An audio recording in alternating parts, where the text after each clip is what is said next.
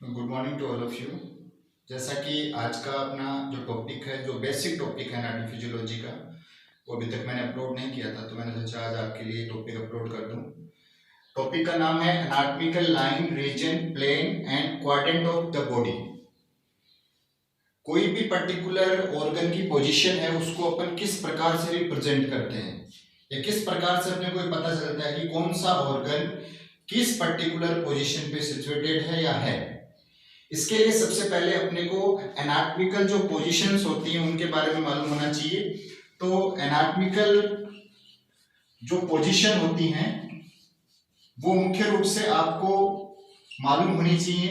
कुछ पोजीशंस के बारे में जैसे मैं आपको बताता हूं। सबसे पहली चीज आती है सुपीरियर। सुपीरियर का मतलब होता है अप, यानी बॉडी का जो हेड एरिया है वो सुपीरियर पोर्शन में आता है। ठीक है, चेस्ट जो पोजीशन है या चेस्ट का जो एरिया है वो सुपीरियर पोजीशन में आता है, यानी अप साइड में। Then inferior.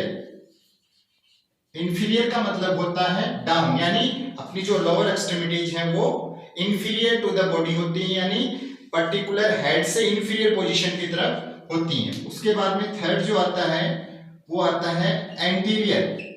एंटीरियर का मतलब होता है फ्रंट, यानी सामने। तो सामने का जो एरिया है वो anterior portion of the human body कहलाता है। उसके बाद में नेक्स्ट आता है पोस्टीरियर। पोस्टीरियर का मतलब होता है बैक, यानी पीछे का जो पोर्शन होता है, यानी बैक साइड जो अपनी होती है वो posterior position of the body कहलाती है। इसके बाद में नेक्स्ट आता है लेटरल। लेटरल यानी साइड, यानी बोथ साइड। बोथ साइड का मतलब यहां पे होता है राइट भी हो सकता है और लेफ्ट भी हो सकता है।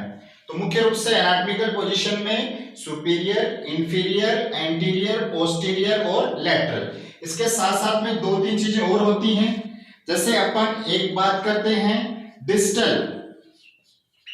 डिस्टल यानी ओरिजिन से दूर। ओरिजिन से दूर, जैसे ये आपका ये जॉइंट है तो ये ओरिजिन से दूर है, यानी डिस्टल है। एक होता है डिस्टल का मतलब होता है फार। Then proximal. प्रोक्सिमल का मतलब होता है नियर टू द ओरिजिन, मतलब ये वाला जो जॉइंट है, ये आपका जो एल्बो जॉइंट है, ये नियर टू द ओरिजिन यानी शोल्डर जॉइंट के नियर है, तो ये प्रोक्सिमल कहलाता है। इसके बाद में एक आता है डीप।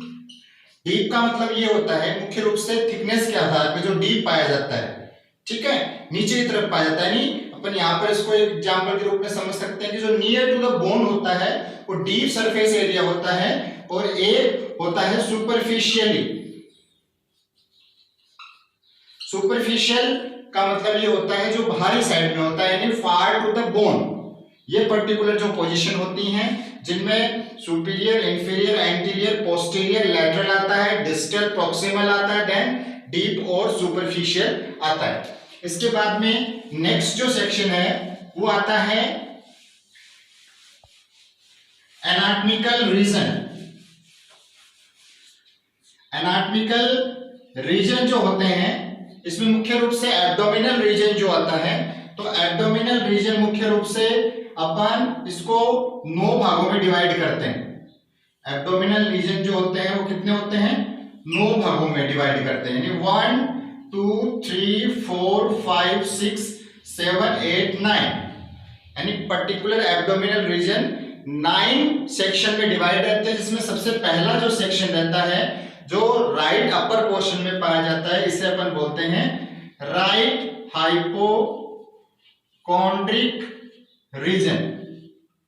उसके बाद में इसके जस्ट अपोजिट साइड में होता है उसे लेफ्ट हाइपोकॉन्ड्रिक रीजन कहा जाता है, यानी मुख्य रूप से लीवर की जो लोकेशन होती है वो राइट हाइपोकॉन्ड्रिक रीजन में होती है। देन मिडिल जो पोर्शन रहता है, जो एब्डोमेन का पोर्शन रहता है, यानी जिसको अपन गैस्ट्रिक भी कहते हैं, इसको अपन एपिगैस्ट्रिक कहते हैं। ये एपिगैस्ट्रिक रीजन होता है जो अपर पोर्शन में पाया जाता है। मुख्य रूप से पेप्टिक अल्सर या इसोफेजियल अल्सर का जो पेन होता है वो एपिगैस्ट्रिक रीजन में फील होता है। उसके बाद में यहाँ पर लंबर वर्टिब्रा पाई जाती है, तो ये राइट लंबर रीजन हो गया, ये लेफ्ट लंबर रीजन हो गया। इसके बाद में यहां पर अम्बलाइकस पाई जाती है, तो ये अम्बलाइकल रीजन हो गया। इसके बाद में यहां पर दोनों साइड में इलियक यानी पेल्विस की इलियक बोन पाई जाती है, तो इसे अपन बोल देते हैं राइट इलियक रीजन, और इसको अपन बोल देते हैं लेफ्ट इलियक रीजन, यानी जो अपेंडिक्स पाई जाती है वो राइट इलियक रीजन में पाई जाती है। देन इससे उल्टा जो एट्थ वाला है वो हो जाएगा हाइपोगैस्ट्रिक, यानी ब्लैडर वगैरह और जो जेनाइटल ऑर्गन्स यानी पेल्विक जो कैविटी स्टार्ट होती है वो हाइपोगैस्ट्रिक रीजन में पाई जाती है। तो मुख्य रूप से रीजन की यदि बात करते हैं तो रीजन 9 होते हैं, right hypochondriac, left hypochondriac, epigastric, then right lumbar, left lumbar, then umbilical, then right iliac region, left iliac region और हाइपोगैस्ट्रिक रीजन। उसके बाद में नेक्स्ट आता है क्वाड्रेंट। ह्यूमन बॉडी को मुख्य रूप से 4 क्वाड्रेंट में डिवाइड किया जाता है। 4 क्वाड्रेंट कौन कौन से होते हैं, यानी 4 क्वाड्रेंट कौन कौन से होते हैं, यानी मिड लाइन से अपन यदि बात करें तो 4 क्वाड्रेंट हो गए। फर्स्ट जो क्वाड्रेंट होता है जो राइट पोर्शन में होता है और अपर होता है, तो इसको अपन बोल देंगे राइट अपर क्वाड्रेंट। देन इससे अपोजिट जो रहेगा वो लेफ्ट अपर क्वाड्रेंट। इसके बाद में ये अपर वाला पोर्शन पूरा हो गया, बात है लोअर की बात करते हैं तो राइट लोअर क्वाड्रेंट और लेफ्ट लोअर क्वाड्रेंट। तो मुख्य रूप से बॉडी को 4 क्वाड्रेंट में डिवाइड किया जाता है, right upper quadrant, left upper quadrant, right lower quadrant और लेफ्ट लोअर क्वाड्रेंट। अब बात करते हैं अपन लाइन की। मुख्य रूप से ह्यूमन बॉडी में डिफरेंट प्रकार की जो लाइन होती हैं वो पाई जाती हैं।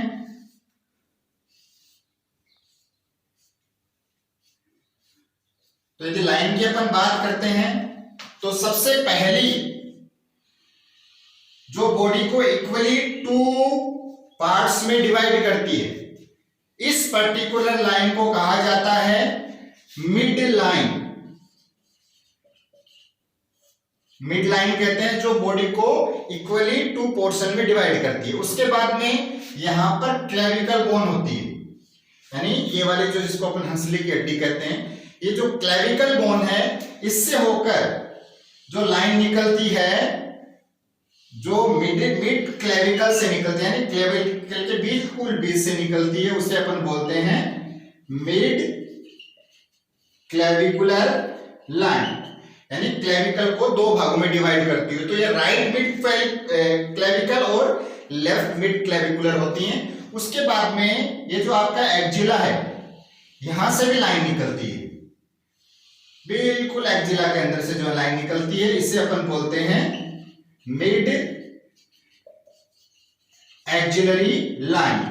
अब देखो एक्जिला में 2 फोल्ड होते हैं, एक एंटीरियर फोल्ड होता है, एक पोस्टीरियर फोल्ड होता है। तो लाइन भी 2 होती है, एंटीरियर मिड एक्जिलरी लाइन और पोस्टीरियर मिड एक्जिलरी लाइन। इसके बाद में एक जो लाइन होती है जो बॉडी को 2 अपर और लोअर यानी बॉटम और टॉप 2 भागों में डिवाइड करती है, यानी सुपीरियर और इंफीरियर भाग में डिवाइड करती है, उसे अपन बोलते हैं ट्रांसवर्स।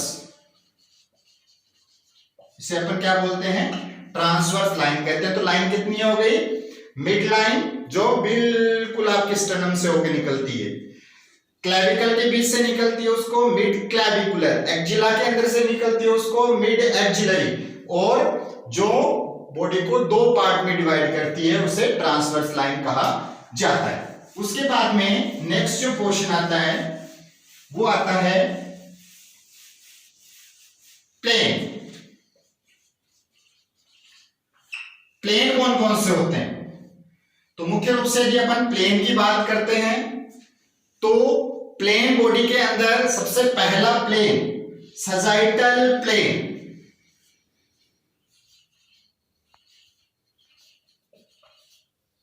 सजाइटल प्लेन जो बॉडी को राइट और लेफ्ट 2 पोर्शन में डिवाइड करता है। एक होता है आपका कोरोनल प्लेन।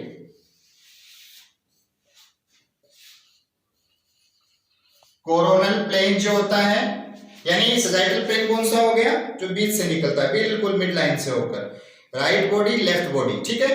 देन सजाइटल आपका कोरोनल क्या करेगा, ऐसे, यानी एक तो बॉडी का एंटीरियर पार्ट, एक बॉडी का पोस्टीरियर, यानी एक फ्रंट पोर्शन और एक बैक पोर्शन, दो भागों में बॉडी को डिवाइड करेगा। और तीसरा जो प्लेन होता है वो होता है transverse plane. Transverse plane body को कितने भागों में डिवाइड करेगा, जैसे ट्रांसवर्स लाइन बॉडी को दो भागों में डिवाइड कर रही थी, टॉप में कर रही थी, बॉटम में कर रही थी, वैसे ही ये मुख्य रूप से सुपीरियर और इंफीरियर दो पार्ट में बॉडी को डिवाइड करता है। तो ये जो चीज है ये है आपकी प्लेन।